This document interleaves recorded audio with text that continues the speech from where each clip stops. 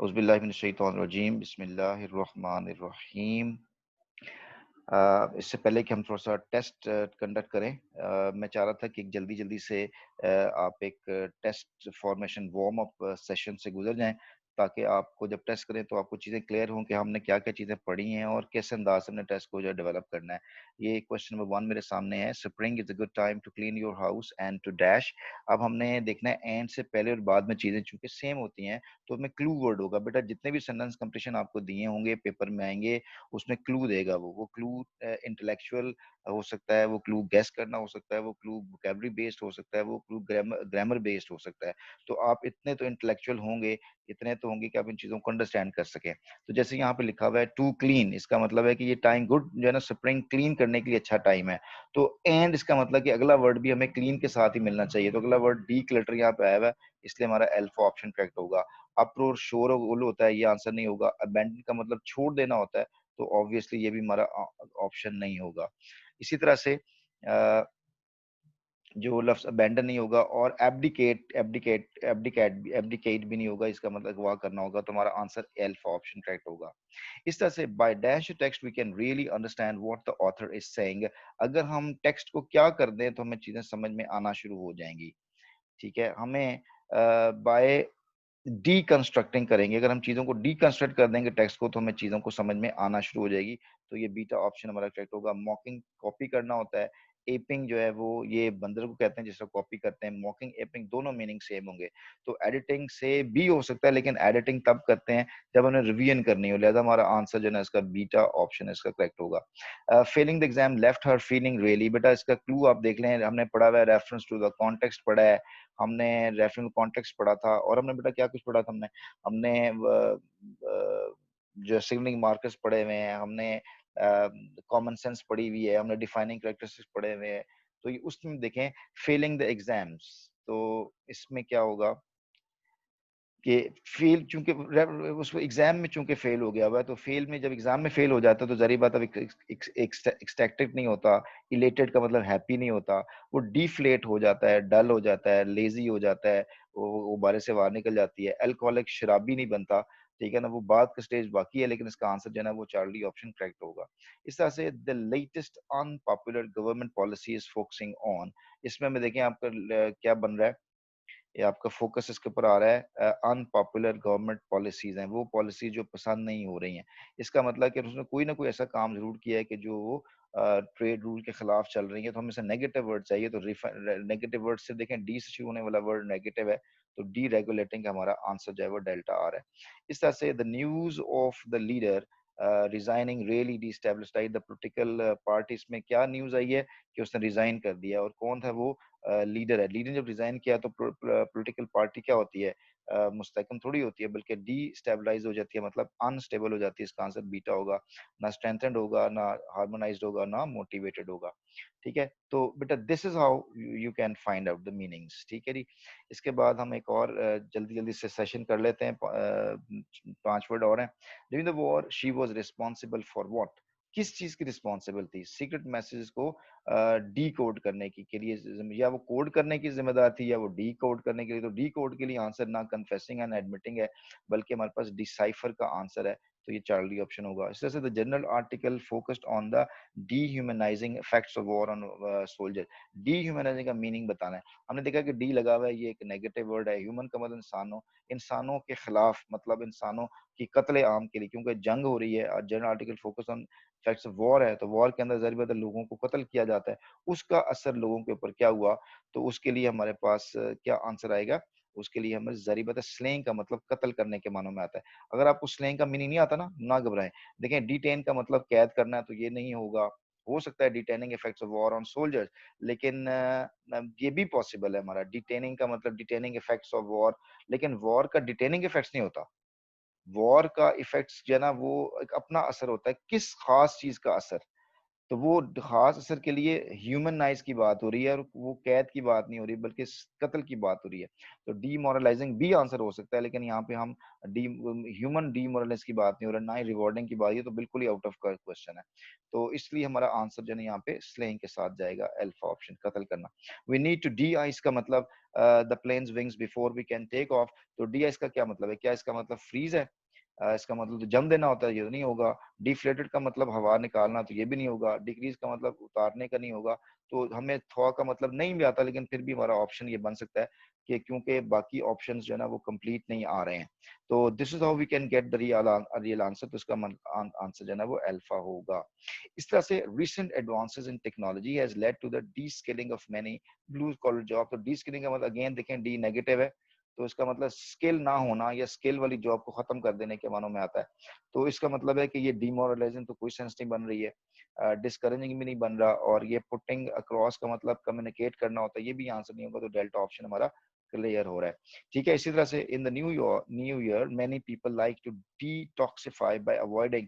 देखिए अवॉइड आ रहा है और डिटॉक्सिफाई करना है, इसका मतलब कि डी इटसेल्फ नेगेटिव है, तो टॉक्सिक से उन्होंने अवॉइड करना। जब टॉक्सिक से अवॉइड करते हैं, आप शराब वगैरह से अवॉइड करते हो, तो आप क्या बनते हो? प्यूरिफाई होते हो। तो बीटा ऑप्शन होता है। ना कंटेमिनेट का मतलब खराब होना होता है, डेसिमेट का मतलब डिस्ट्रॉय होता है, डिस्ट्रक्शन के मानों में आता है। तो ये हो सकता है, लेकिन बात अल्कोहल की हो रही है, इसलिए प्योरीफाई का आंसर आएगा। और डिमोलिशिंग का मतलब भी वही होता है जो डेसिमेट का है, तो लिहाजा आंसर हमारा बीटा होगा। बेटा ये जो मैंने आपके सामने टेक्निक यूज की है, ये जारी बात है प्रैक्टिस से आई हुई है। और ब्लू कलर जॉब का मतलब बेटा कॉमन सिंपल जॉब को कहते हैं। अच्छा जी, अब हमने देख लिया बेटा जी, ये चीजें आपको क्लियर हो गई हुई हैं। इसकी बुनियाद पे बेटा जी इस तरह सेंटेंस कंप्लीशन के क्वेश्चन आते हैं। तो let's have a first test, test number 1। और अच्छा, ये मैं जल्दी जल्दी से आपको ये 20 स्लाइड बीच में आ गई। ग्रास पीटी का फार्मूला हमने डिराइव किया हुआ था, ये बीच में स्लाइड आ गई है। चलें इसको मैं जरा गो थ्रू कर लें कि ये क्या होती है। ये हमने चीजें पढ़ी हुई हैं, ठीक है। ले बेटा, ये आपका टेस्ट नंबर 1 है। आपके पास 5 मिनट्स हैं और योर टेस्ट स्टार्ट्स नाउ। चलें बेटा जी, टेक योर टाइम। ले बेटा जी, आपने क्वेश्चन सॉल्व कर लिए, आपके मुझे मैसेजेस आ रहे हैं। तो बेटा बड़े ऑनेस्टी के साथ देखें, बेटा स्किल सीखना है आपने। आप मुझे इम्प्रेस नहीं करना कि जी आपने इसका आंसर जो ना वो देख लिया है या तुक्का लगाया। बेटा जिस मैकेनिज्म सीखना है आपने। जब तक हमारे पास यानी पेपर है, हमारे पास 2-3 माह है, ठीक ठाक टाइम है। आपने इसके मैकेनिज्म को अंडरस्टैंड करना है कि ये मैकेनिज्म कैसा है।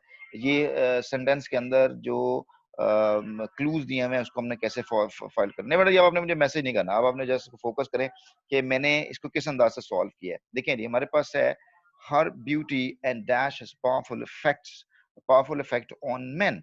अब बात हो रही है इफेक्ट की, और इफेक्ट क्या है? बड़ा पावरफुल इफेक्ट है। किस चीज का इफेक्ट है? इफेक्ट है ब्यूटी का। तो उसकी जो ब्यूटी है उसने अफेक्ट किया है इंसानों को। अब हमें ब्यूटी और के साथ उसने यहाँ पे वर्ड मिसिंग है, एंड से पहले और बाद वाले वर्ड क्या होते हैं? सेम। इसका मतलब ये है कि यहाँ ब्यूटी पॉजिटिव वर्ड है, तो आगे आने वाला वर्ड भी पॉजिटिव ही आना चाहिए। तो उसके लिए हमें वर्ड मिला क्रिज्मा। ये क्रिज्मा जो है इटसेल्फ पॉजिटिव वर्ड है, ठीक है। और हमने देखा चार्मिंग, ये भी एक पॉजिटिव वर्ड है, तो इसका मतलब क्रिज्मा और चार्मिंग दोनों वर्ड आ सकते हैं। और अगर हमें फॉर एग्जाम्पल हीडियसनेस का मीनिंग ही नहीं आता और ग्रूसम का मीनिंग भी नहीं आता तो हमारे लिए मसला होगा कि हम इसके आंसर तक नहीं पहुंच सकते। चलें, ये 2 वर्ड हमें नहीं आते, इसको तो हम छोड़ लें। जैसे क्रिज्मा और चार्मिंग को तो देखें जरा क्या है। हर ब्यूटी एंड, अब ब्यूटी ब्यूटी क्या है? नाउन है, यहाँ पे ब्यूटी नाउन है। इसका मतलब है कि यहाँ पे जो नाउन के साथ मैंने अगर एंड से जोड़ा तो यहाँ पे वर्ड नाउन ही होना चाहिए।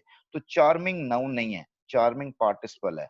तो यहाँ पर एज ए ये वाला ऑप्शन तुम्हारे जहन से निकल गया। अब हमारे पास चार क्रिज्मा का वर्ड ही बचता है। अब बचता है हीडियसनेस और ग्रूसमनेस। हमें इसका मीनिंग ही नहीं आता, हो सकता है हीडियसनेस हो या ग्रूसमनेस हो। तो उसके लिए ना एक नेक्स्ट टेक्निक हमने फॉलो की हुई थी, फॉर्म फंक्शन एंड मीनिंग वाली, आपको याद होगा।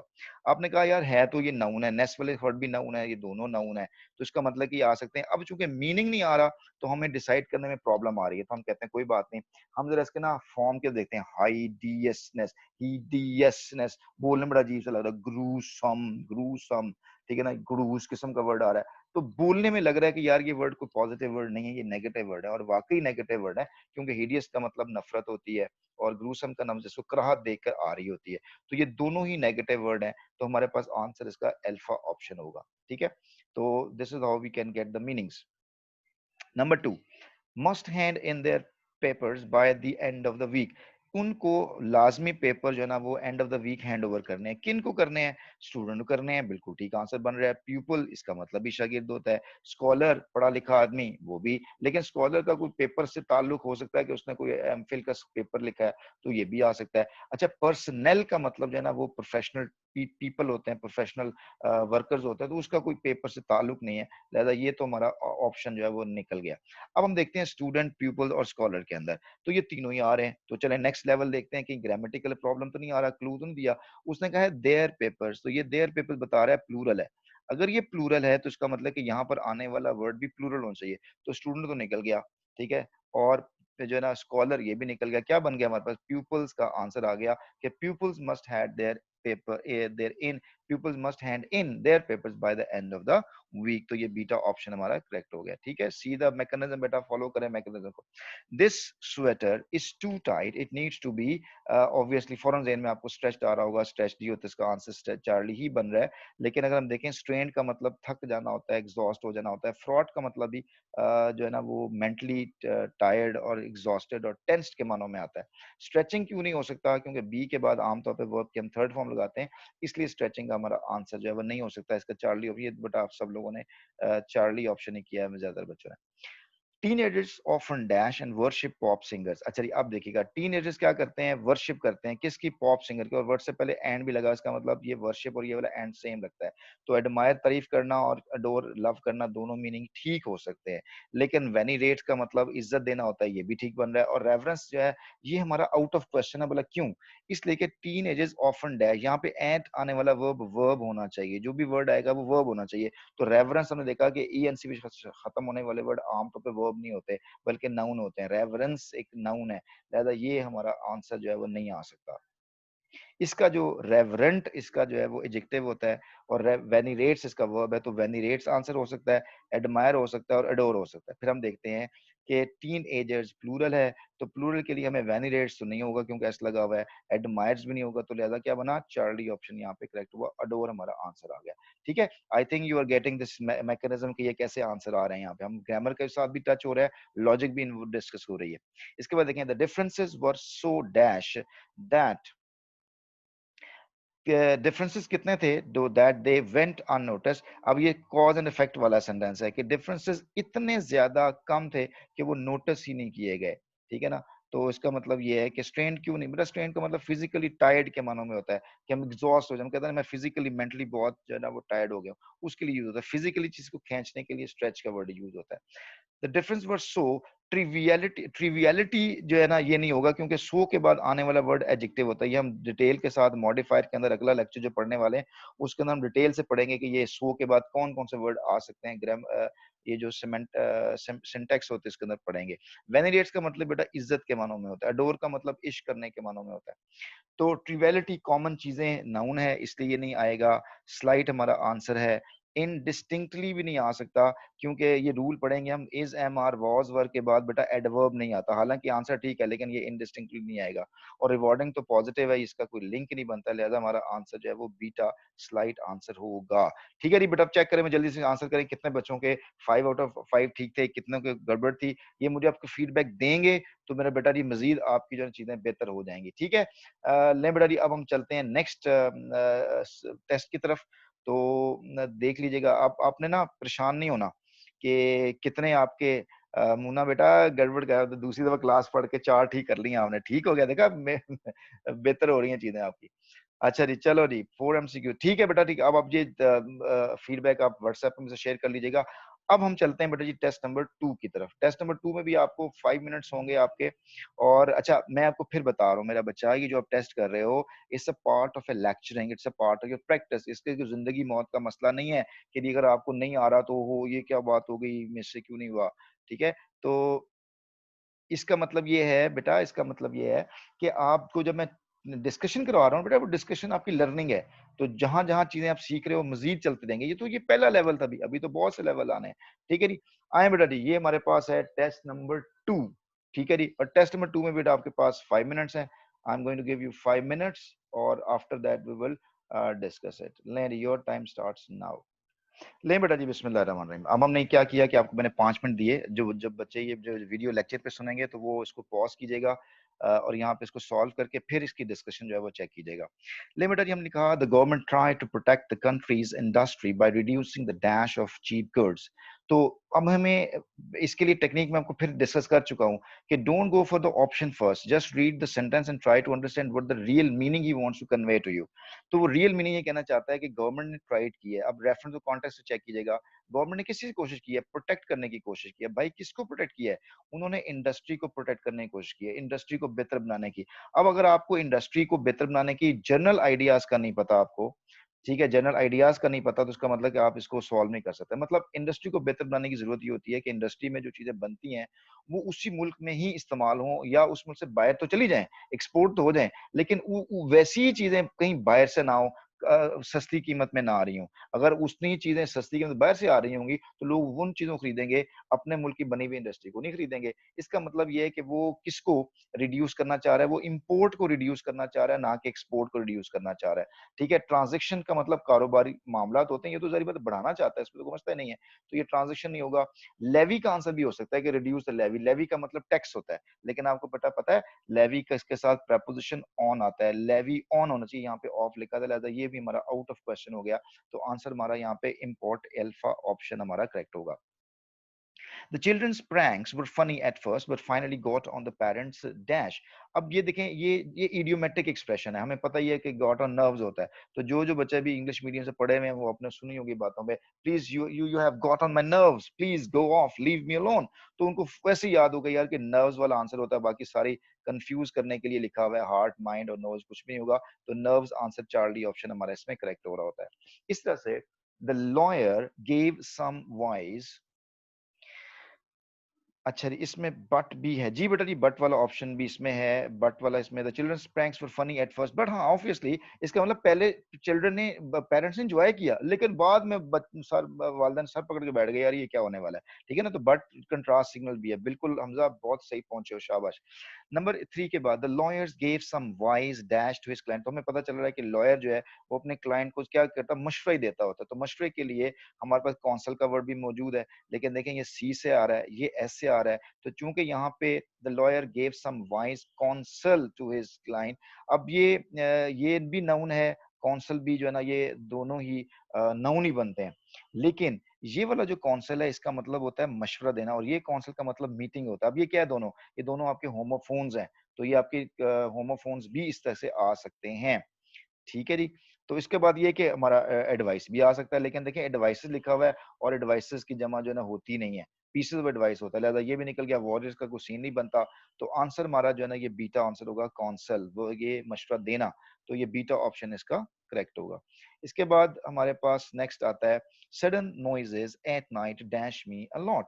तो sudden noises at night, scary का मतलब डराना होता है, फ्राइटन्स का मतलब भी डराना होता है, चार्म का मतलब दिलकशी होता है, और टेरिफाई का मतलब डराना डराना, ये तो निकल गया जी चार्म का मतलब। अब ये तीनों में से कौन सा ऑप्शन होगा? अब देखो लिखा हुआ है सडन नॉइजेज प्लूरल है, तो इसका मतलब है कि स्केरी, स्केरी तो एडजेक्टिव है और स्केरी तो वर्ब है ही नहीं, हमें तो यहाँ पे वर्ब चाहिए, और स्केरी जो एडजेक्टिव है, स्केरी नाइट होता है, लिहाजा ये भी ऑप्शन हमारी जो है ना वो एक्सक्लूड हो गया।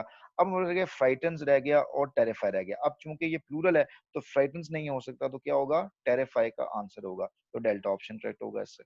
इस तरह से we could hear the sergeant, oh sorry, we many people are dash in road accidents every year। तो बेटा ये कोलोकेशन क्वेश्चन है, पीपल जो एक्सीडेंट में जख्मी होते हैं उनके लिए वर्ड इंजर्ड ही का वर्ड यूज होता है, तो ये तो मोस्टली बच्चों ने सही लिखा है। तो इंजरिंग इसलिए नहीं हो सकता कि ये प्रेजेंट कंटिन्यूस टेंस होगा, कि बहुत से लोग जो है ना वो जख्मी हो रहे हैं, उर्दू में बन रहा है प्रेजेंट कंटिन्यूस, लेकिन बेटा इंग्लिश के अंदर हम जो है ना इंजरिंग का वर्ड जो है ना आईएनजी में यूज ही नहीं करते, ये कोलोकेशन है ये वाली। और बैटेड का मतलब मार मार के अधमुआ कर देना होता है, लिहाजा ये भी इसमें आउट ऑफ क्वेश्चन है। और लेसिडेटेड का मतलब है चीर फाड़ कर देना होता है, तो काट देना, चीर देना, चीरा लगा देना, लेसिरेट कर देना, तो ये भी आंसर जो है ना, अगर वहां पे इंजर्ड ना होता तो लेसिरेटेड हो सकता था। कट्टर फटर जब हम कहते हैं ना, ये फटर हो गए हैं, तो वो इस तरह का वर्ड जो है ना वो यूज हो सकता था, कट के मानों में भी इस्तेमाल होता है। तो कट जो है ना वो जारी बात है, इस तरह हम रोड एक्सीडेंट के लिए लफ्ज इंजर्ड यूज होता है, तो ये हमारी कोलोकेशन वाला क्वेश्चन है। ठीक है, तो ये लेसिरेटेड नहीं होगा, इसका आंसर हमारा अल्फा ऑप्शन होगा। दिस इज हाउ बेटा you can get your things done. तो अब बेटा जी कोई इसमें आप सवाल कर सकते हैं मुझसे। तो जी बेटा जी, ये जो डी ओ एट, बेटा ये अपना नाम लिखा करें, आपने कैसे लिखा हुआ क्वेश्चन करें बेटा जी, अगर पूछना चाह रहे हैं तो। अब यहाँ तक मेरा हमजा जावेद एक बता कि देखा ना कितनी बेहतर आपकी सिचुएशन हो गई है, शाबाश, बहुत इंप्रूवमेंट आ जाएगी। शाबाश मेरा बच्चा, बिल्कुल बहुत अच्छा किया आपने। जी, जी, ठीक हो गया। सर मैं पिछली 2 क्लास नहीं ली हैं, तो कोई बात नहीं, नो प्रॉब्लम। ये आपको यूट्यूब के ऊपर आपको उसका मिल जाएगा, लिंक मिल जाएगा, आप इसको लेक्चर को रिवाइज़ कर लीजिएगा। चलें मेरा बच्चा जी, अब और देखें। चलें बेटा जी टेस्ट नंबर 3 की तरफ, तैयार हैं आप लोग? जी बेटा, इसमें लिखा हुआ है यूट्यूब चैनल बता दें। बेटा आप लिखेंगे मोहम्मद ताहिर अदरीस लिखेंगे तो बेटा आपको चैनल मिल जाएगा मेरा। अच्छा जी, आप लगता है मेरे पास व्हाट्सएप ग्रुप में भी नहीं हो, उसमें नहीं हो। तो इसको देख लें बेटा जी। थर्ड एमसीक्यूज़ में द लॉयर, बेटा लॉयर क्या करता है? मशवरा देता है। तो मशवरे के लिए मेरे पास वर्ड काउंसिल है और एडवाइस है और काउंसिल भी है। पहला ए वाला काउंसिल का मतलब मीटिंग होता है, गैदरिंग होता है, काउंसिल खाना होता है, ये भी निकल गया। तो एडवाइसेस गलत होता है, एडवाइस होता है। अगर यहाँ पे एडवाइस होता तो हमारा ऑप्शन ठीक था। तो यहाँ पे काउंसिल मशवरा देना, यही आंसर जो है ना हमारा सही होगा। अच्छा ये सर मुझे ग्रुप में ऐड करें, आपको मैसेज किया है। बेटा मुझे अपने नाम के साथ इंट्रोडक्शन देना। अब ये नाम आ रहा है DO2H, अब ये तो क्या बताऊंगा मैं क्या है। ठीक है, लो जी मेरा बच्चा, अब हमारे पास 4 मिनट हैं हमारे पास मौजूद हैं, तो हम मजीद जो है ना अगले टेस्ट की तरफ चलते हैं जी इसकी। ठीक है, लें बेटा जी। Here is your test number 3। Again बेटा जिसको आपने सुकून के साथ सॉल्व करें। आपके पास 5 मिनट का टाइम है, मैं आपको इसकी हम डिस्कशन करते हैं। शुजा बेटा आप भी मुझे व्हाट्सएप ग्रुप करें, व्हाट्सएप करें बेटा जी। चलें जी। अ, मैं बेटा इसको पॉज करने लगा हूँ।